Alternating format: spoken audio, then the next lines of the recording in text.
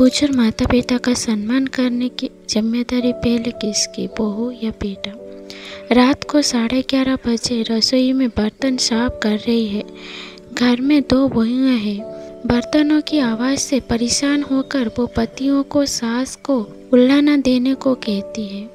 वो कहती है, आपकी माँ को मना करो इतनी रात को बर्तन धोने के लिए, हमारी नींद खराब होती है।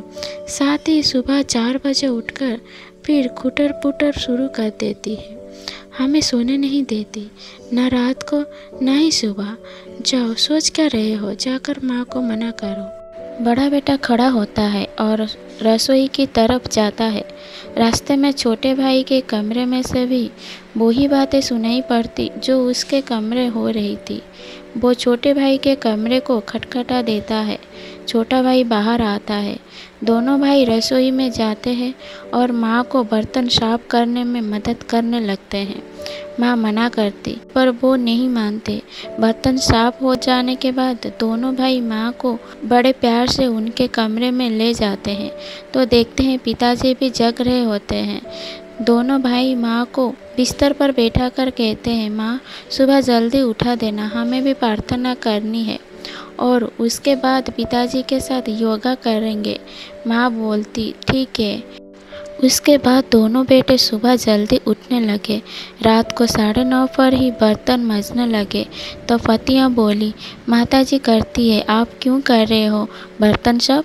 तो बेटे बोले, हम लोगों की शादी करने के पीछे एक कारण यह भी था कि माँ की सहायता हो जाएगी, पर तुम लोग ये कार्य नहीं कर रही हो। कोई बात नहीं, हम अपनी माँ की सहायता कर देते हैं, हमारी तो माँ है, इसमें क्या बुराई है।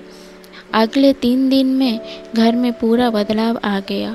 वे जल्दी बर्तन इसलिए साफ करने लगी कि नहीं तो उनके पति बर्तन साफ करने लगेंगे। साथ ही सुबह वो भी पतियों के साथ ही उठने लगी। कुछ दिनों में पूरे घर के वातावरण में पूरा बदलाव आ गया।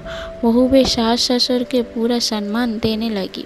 माता पिता का सम्मान तब कम नहीं होता जब बहुएं उनका सम्मान नहीं करती, बल्कि माता पिता का सम्मान तब कम होता है जब बेटे उनका सम्मान नहीं करते या माँ को कार्यों में सहायता ना करें।